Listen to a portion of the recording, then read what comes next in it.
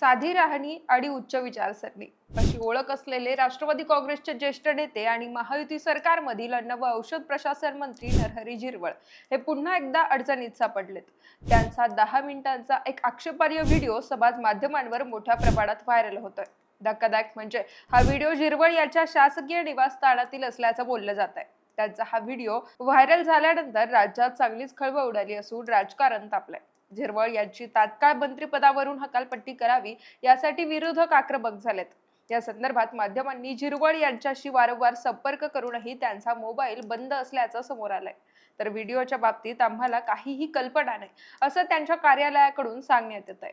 तर राष्ट्रवादीचे नेते अमोल मिटकरी यांनी झिरवळ यांना ब्लॅकमेल करण्याचा हा प्रयत्न असल्याचं म्हणत पक्षातीलच ज्येष्ठ नेत्यांवर षडयंत्राचे आरोप केलेत. दरम्यान व्हिडिओ व्हायरल झाल्यानंतर महाराष्ट्रात मात्र संतापाची लाट उसळली आहे. शासकीय बंगल्यावरच अशा प्रकारचे अश्लील चाळे सुरू असतील तर राज्यात नक्की चाललंय काय, असा संतप्त सवाल नागरिकांकडून विचारला जातोय. दरम्यान मंत्री झिरवळ यांच्या त्या व्हायरल व्हिडिओ मागची स्टोरी काय आहे, व्हिडिओमध्ये नेमकं काय आहे, हा व्हिडिओ कुणी समोर आणलाय, हा खरंच ट्रॅप आहे का, सगळ्या प्रश्नांची उत्तरं पुढच्या काही मिनिटात मी तुम्हाला सांगणार आहे. नमस्कार, मी पूजा आणि आपण पाहताय देदनका. मंडळी, अशोक खरातच्या अश्लील कारनाम्यांनी महाराष्ट्र आधीच हादरवून गेलाय. त्याच्या राजकीय कनेक्शनची जोरदार चर्चा महाराष्ट्रात सुरू आहे.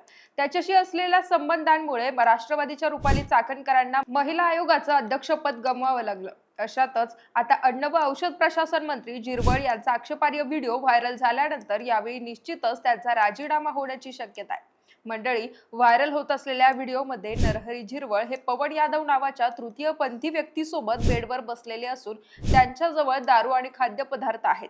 मंत्री झिरवळ यांनी या व्हिडिओमध्ये मद्यपान केल्याचंही बोललं जात आहे. शासकीय बंगल्यातील हा व्हिडिओ 7 महिन्यांपूर्वीचा असल्याची माहिती समोर येत असून आता हा व्हिडिओ पवन यादवचा भाऊ रवी यादव यानेच सार्वजनिक केलाय. त्याने व्हिडिओ व्हायरल झाल्यानंतर समाज माध्यमांना प्रतिक्रिया देखील दिल्यात. रवी यादव याने सांगितल्याप्रमाणे हा व्हिडिओ अगदी खरा असून त्यानेच तो रेकॉर्ड केला होता.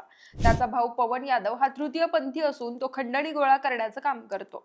यापूर्वी दमदाटी आणि खंडणी प्रकरणी पवन यादववर मुंबईतील कुरार पोलीस ठाण्यात गुन्हा दाखल असल्याची माहिती देखील रवी यादवने दिली आहे.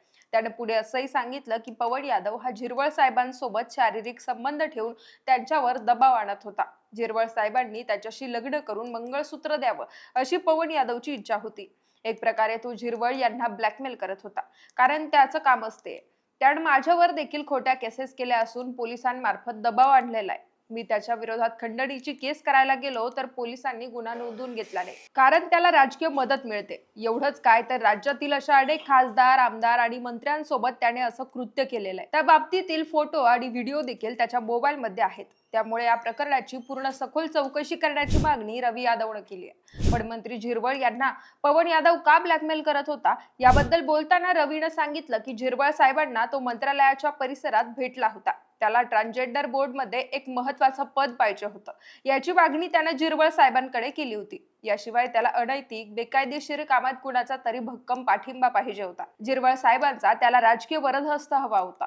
यासाठी त्यानेच हा सगळा व्हिडिओचा प्रकार घडून आणला. झिरवळ साहेबांनी त्याचं कोणतं काम नाही केलं तर हा व्हिडिओ व्हायरल करण्याची तो धमकी द्यायचा. तसंच माझ्याशी लग्न नाही केलं तर लग्नाचा आमिष दाखवून बलात्कार केल्याची केस दाखल करेल असं पवन यादव झिरवळ साहेबांना म्हणायचा. आता हा व्हिडिओ मी व्हायरल केल्यानंतर मला काही मंत्र्यांच्या कार्यालयातून जीवे मारण्याच्या धमक्या येत असल्याची माहिती देखील रवी यादवने दिली आहे. दरम्यान आता तृतीयपंथी पवन यादवचे मंत्री नरहरी झिरवळ आणि इतर नेत्यांसोबतचे काही फोटो सुद्धा सोशल मीडियावर व्हायरल होत आहेत. तर दुसरीकडे आपला व्हिडिओ व्हायरल होण्याची कल्पना मंत्री झिरवळ यांना होती. त्यामुळेच त्यांनी मंगळवारी मुख्यमंत्री देवेंद्र फडणवीस यांची भेट घेऊन त्यांच्याशी या संदर्भात चर्चा केल्याचं सांगितलं जात आहे. पण त्यानंतर 24 तासातच व्हिडिओ व्हायरल झाला आणि राज्यातील राजकारण तापलं.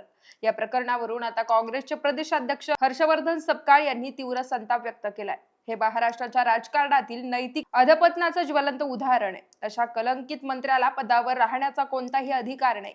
मुख्यमंत्र्यांनी त्यांचा तातडीनं राजीनामा घ्यावा अशी मागणी सपकाळ यांनी केली आहे. या संदर्भात त्यांनी सोशल मीडियावर अधिकृत पोस्ट केली आहे. नंतर नरहरी झिरवळ यांच्याकडून मात्र अद्यापही कोणतीही प्रतिक्रिया समोर आलेली नाहीये. त्यांच्या पीएने सांगितलं की साहेबांना या विषयावर सध्या काहीही बोलायचं नाहीये. मंडळी, नरहरी झिरवळ यांच्यावर राज्यभरातून टीकेची झोड उठत असताना राष्ट्रवादीचे नेते अमोल मिटकरी यांनी मात्र त्यांची बाजू घेतली आहे. त्यांनी एक्सवर ट्विट करत या संदर्भात खळबळजनक दावा केलाय. ते म्हणाले की भोंदू बाबांबरोबर काही लोकांचे जे धार्मिक कनेक्शन होते ते आता समोर येत आहेत.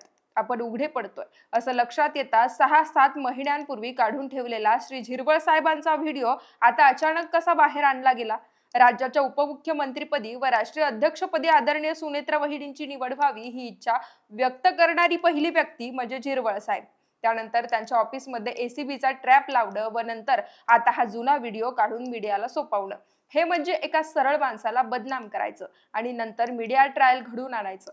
त्यामुळे हे झारीतील शुक्राचार्य कोण असा सवाल अमोल मिटकर यांनी उपस्थित केलाय. ते असंही म्हणाले की अशोक खरात प्रकरण अंगलट येतंय म्हणून स्वतःवरील लक्ष विचलित करण्यासाठी केलेला हा प्रकार आहे.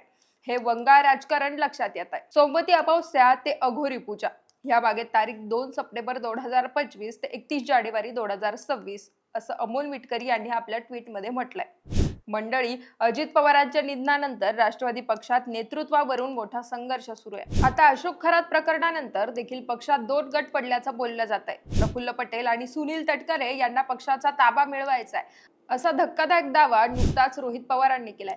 महत्वाची गोष्ट म्हणजे दोन्ही राष्ट्रवादींचं विलिनीकरण करण्याबाबत अजितदादा सकारात्मक होते असा दावा यापूर्वी नरहरी झिरवळ यांनी केला होता.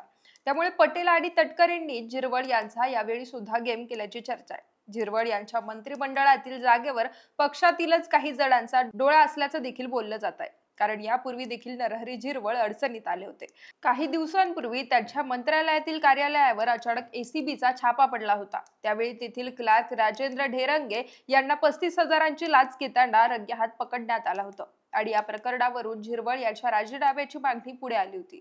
तेव्हा झिरवळ म्हणाले होते की चौकशीत जर माझं नाव आलं तर मी राजीनामा देईल. पण आता व्हायरल व्हिडिओ नंतर त्यांना मंत्रिपदाचा राजीनामा द्यावा लागेल असं चित्र सध्या निर्माण झालंय. मंडळी, पक्षांतर्गत संघर्ष, अंतर्गत राजकारण काहीही असलं तरी जनतेच्या विश्वासावर निवडून आलेल्या मंत्र्यांनी किमान नैतिकतेची चौकट पाळावी अशी साधी अपेक्षा आता महाराष्ट्रातील जनता व्यक्त करते. बाकी महाराष्ट्रातील नेत्यांना, विशेषतः राष्ट्रवादीमधील नेत्यांना नक्की झालंय तरी काय याबद्दल आमच्या कमेंट बॉक्समध्ये व्यक्त व्हा.